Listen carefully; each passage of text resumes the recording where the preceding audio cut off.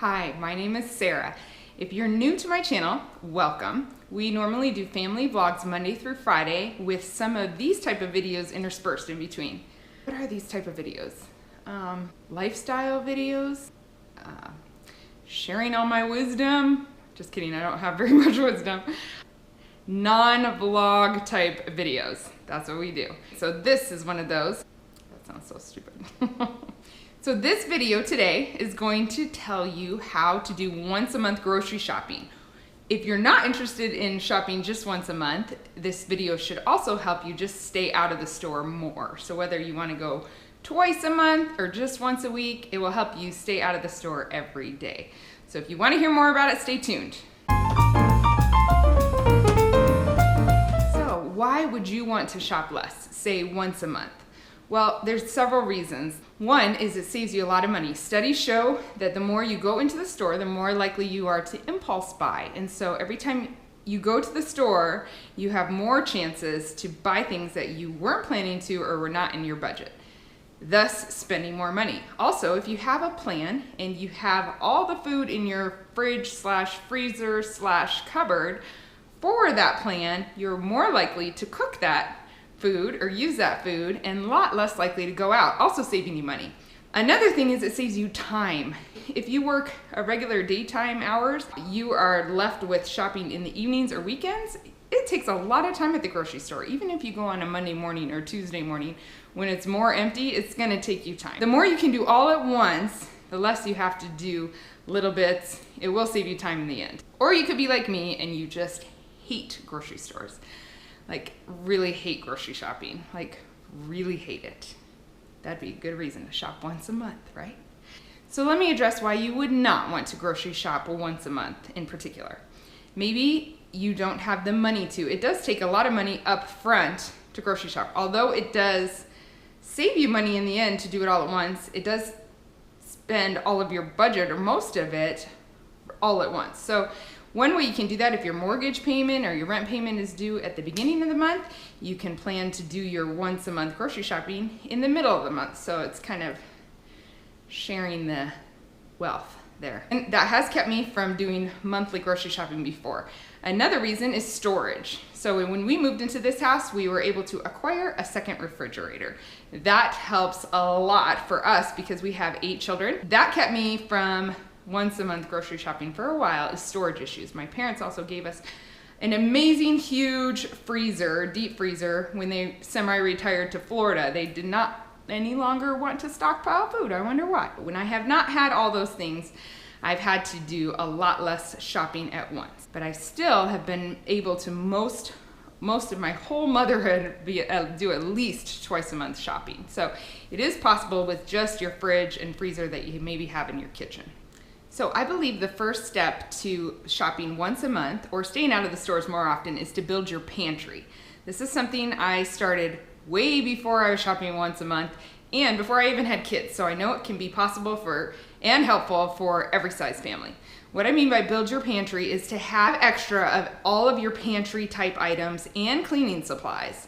So for instance, when you take a ketchup out of your pantry, you put it on your grocery list and you make sure a new ketchup goes back in your pantry. So you always have a backup of everything that you eat regularly. The only thing I don't do this with is spices, except for the spices that we use often and we would be likely to go through in a month or two. Then those I do keep a backup of. So it would be all kind of things, minced garlic, things we use often like different cans of things, whatever we use on a regular basis, we keep enough for a month's supply as backup in our cupboard, in our pantry. And that includes cleaning products.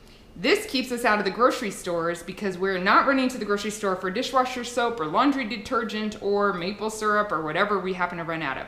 This is really, really the hugest key to staying out of the grocery store or being able to shop just twice a month or once a month. When I was first married, I did not have very much money to do this at all. So say I needed salad dressing, I was out of salad dressing. When I was out, at the grocery store, I bought 2 instead of 1, and I put 1 in my pantry. So I kept doing this and buying a second when I would run out. This helped me spread out filling my pantry with backups over a long period of time. So I didn't feel the cost effect of buying a second of everything right that first month or that first time I went shopping. The other thing that's key is every time you take something out of your pantry, you use your backup, you have to write it down on a list. So whether that's a sticky note on your fridge, maybe you stick a list to the inside of your cupboard door or your pantry door, or right now I'm using Wunderlist. Wunderlist is just a list app that I have on my phone. It gives me all my grocery lists. So I have Sam's Club, Aldi's, Trader Joe's, Miscellaneous, Super Saver, Walmart, the bread store, and then I have second half Sam's Club, second half Aldi's.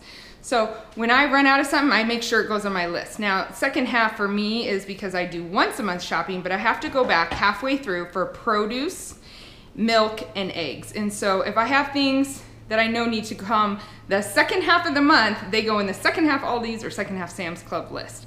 That helps me keep a little more organized. But writing everything down that you take out of your storage areas is key to shopping less often. The second step to once a month grocery shopping, or at least staying out of the stores more often, is to build your menu. You have to know what you're gonna eat to know what to buy, right? The way I do my menu is I plan for the whole month, but I make it simple on myself. Every Monday we have the same breakfasts. Every Tuesday we have the same breakfast. Every Wednesday, you get my point. So we eat the same things for breakfast, lunch, and snack on certain days of the week. That's how I keep it simple on myself. The only thing that's changing is our dinners. Even the dinners, I make planning easy on myself because I want variety, and sometimes it can be hard to think, what should I plan this month? So what I kind of keep in mind is Sundays we do crock pots that are really easy meals I can throw in before church. Mondays we often will do something more unusual, or most of the time we do Kenyan food. It's my husband's day off, so he cooks Kenyan food. So I try to plan that on Mondays. Tuesdays and Thursdays, I usually plan chicken meals. That helps me narrow down my search when I'm thinking of what kind of food. Oh, by the way, for a long time we did meatless Mondays. That's a good option too. Wednesdays we do fish or seafood. Fridays we usually do like ground turkey kind of meals. That kind of helps me narrow down my search and figure out what I want to put on Friday. And then Saturdays we usually grill. So that helps me narrow that down, whether we're gonna grill chicken or hamburgers or brats or kebabs or some kind of veggie hash, whatever, on the grill. So that helps me narrow it down and plan my menu. Now, this is how I do my menu. I write it down for the kids. Isn't this chalkboard awesome? I got it at Hobby Lobby, so cool. I really like it for the looks, but it does help me because my kids stop asking me a million times what we're eating today, which I love. As you can see, I've got all our lunches, snacks, breakfast, lunch, snack, and dinner.